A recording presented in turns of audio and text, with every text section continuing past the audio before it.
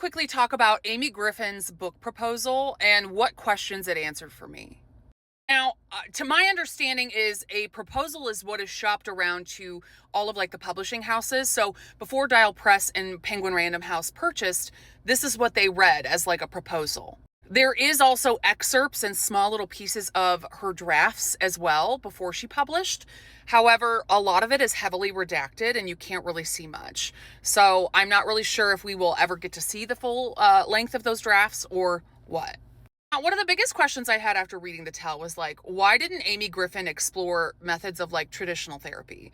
And it sounds like from the book proposal that she did, but all of that got left out of the published tell. And so in here it says, when after I graduated from high school, I cried on and off all summer. My mother would find me sobbing inconsolably, so she brought me to a therapist, a nondescript blonde who didn't look me in the eye. As soon as I got back in the car, I began crying again. I had seen someone else a handful of times after I moved to New York City, but it never felt productive enough to be worth the expense. All I could ever seem to do in therapy was sit in front of a stranger and cry. Now, I want to say what she describes here is incredibly common. In my experience, so I know a lot of people don't know, I'm a dietitian I work at a private practice, but I work primarily with eating disorders, and then I do contracts with long-term care. But I am very familiar with the therapeutic process, and I understand how helpful it can be to some people. And what I'll say is it's extremely, extremely common for people to feel like your first few sessions are unproductive.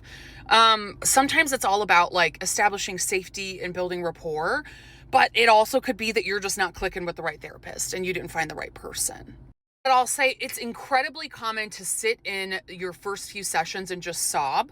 And because you're unpacking emotions that you've held on to and you have been burying for years. And so establishing safety, unpacking those emotions, it's all very common to just feel like those first few sessions aren't very productive. And I'm wondering if that's what she was going through.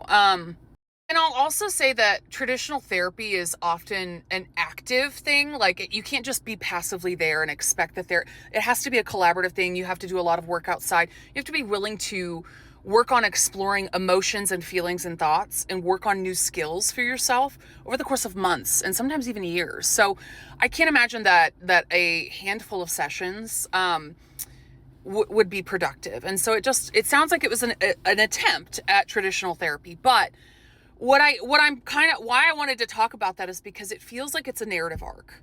Like, because immediately it's like, yeah, we tried this briefly. It's like we briefly did a little short stop at traditional therapy just to go, we tried that. It doesn't work for me. But you know what? Psychedelic assisted therapy. Woo woo! Give me them drugs. I love doing, it feels like it's leading up to it, It's meant to set it up as, look at this amazing thing that worked for me when traditional therapy failed. She goes on to say, and this is the book proposal, remember, John had been funding trials in psychedelic-assisted therapy, which I was judgmental. My wildest experimentation with drugs had been pretending to take a hit off a joint at a party in my 20s, which that sentence sticks with me because this is relatable. This is real. That makes me feel like related to you, Amy Griffin. It makes it easier to consume.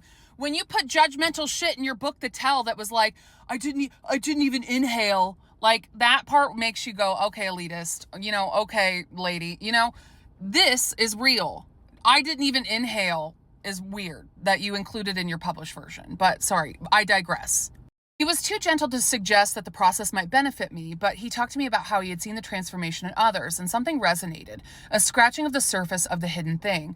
I asked John if I could meet the therapist who had impressed him. As skeptical as I was, I had to know who they were. One night in July, they came to our house, and I came down the stairs to find a woman who looked like a divine feminine incarnate. She was elegant with auburn hair and a perfect complexion. Her name was Blank. Her partner, Blank, had been involved in the psychedelic movement for 30 years.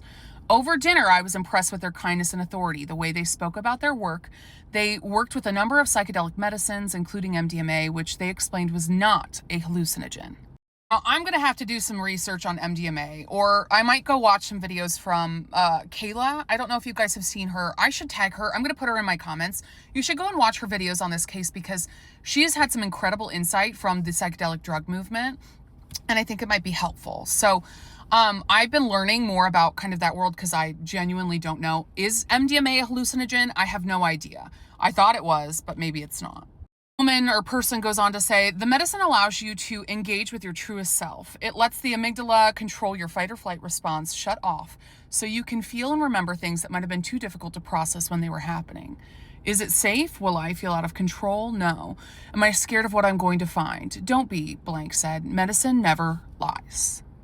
And I guess one dinner with these people is all it took because she was brushing her teeth, spits out her toothpaste, and tells her husband, I'm ready to do drugs. The day of the session, I shook with nerves. There's something I can't talk about, I told blank. I know something happened to me, but I don't know if I can face it. Don't worry, we'll be with you. Whatever it is, you can handle it. So she swallowed the pill and put on popped a Molly, put on an eye shade. I'm not sure if I can do this, I thought. I sat in darkness waiting. How long does it take for the medicine to kick in? I heard Blank's voice, confident in her Irish lilt. Ooh. I don't know. Who's an Irish psychedelic therapist?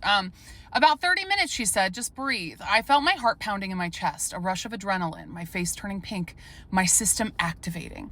It was just like running. I saw the route around the school again in my mind's eye and the pavement I'd run. How many loops did you do today? My dad asked. 5 minutes in, I sat up. Blank, I said. Why is he here? Who, Amy? Blank, I said. My blank teacher.